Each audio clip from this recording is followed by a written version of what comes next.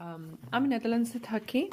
আর এখানে বাঙালি যদি কিছু কিনতে চান, কেনাকাটা যদি করতে চান, মাছ মাংস ফল, তো আমি নর্মালি সুন্দরবন থেকেই কিনি। এটা একটা দোকান হচ্ছে ডেনহাগে, কিন্তু ওটা ফ্রোজেন পাওয়া যায়, ফ্রেশ পাওয়া যায় না। ফ্রেশ যদি আপনারা চান তাহলে আপনাকে যেতে হবে হ্যানসে। আম, এইবার নিয়ে দ্বিতীয়বার আমি হ্যানস থেকে কিনেছি সাতকরা। 2 বছর আগে একবার কিনেছিলাম। তো হ্যানস হচ্ছে একটা দোকান যেখানে শুধু ব্যবসায়ীরা যেতে পারে।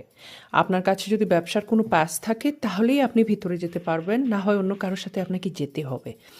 ভিডিওটার শেষ দিক দিয়ে আমি একটা ফটো দেখিয়ে দিব।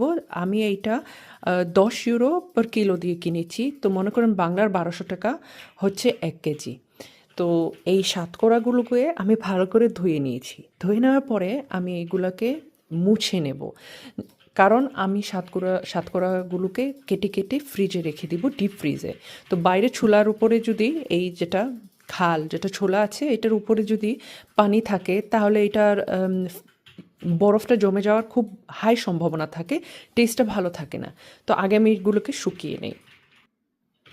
সাতকড়াগুলো আসলে আমি এইভাবে শুকিয়ে নিয়েছি, এখন হালকা করে স্লাইস করে নিব। আসলে যারা বাংলাদেশে আছেন বাঙালিরা, ওরা কিন্তু সাতকড়ার সাথে ভালোই পরিচয় হবে, আপনাদের অবগত আছেন এটা কী দিয়ে রান্না করতে হয়। কিন্তু যারা আমার ফ্রেন্ডস ফ্যামিলিরা কলকাতাতে আছেন ওদেরকে যদি বলি সাতকড়া, তো আমাকে বলে সাতকড়া ওটা আবার কি হয়। তো এটা সাতকড়া হয়।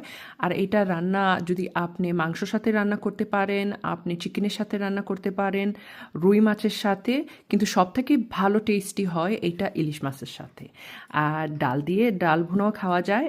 আর যারা শুটকি পছন্দ করেন, এটা কিন্তু শুটকির সাথেও খাওয়া যায়। তো হ্যাঁ, শুটকির সাথে খাওয়া যায়, সঠিক আপনারা শুনেছেন। তো এটাকে আমি এখন হালকা হালকা করে স্লাইস করে নিব, তারপরে এই আমার বক্সের ভিতরে আমি ভরে নিচ্ছি। তো এইভাবে আমি স্লাইস করে রেখে দিয়েছি। আর সাতকরাকে ইংলিশে জিঞ্জার লেমন বলে, বার্গমট বলা যায়। আম, আর 4-5 পিসই অনেক হয় এক তরকারির জন্য, বেশি দিতে হয় না। আস্ত একটা দিলে কিন্তু অনেক তিতো হয়ে যায়। সো ট্রাই করবেন।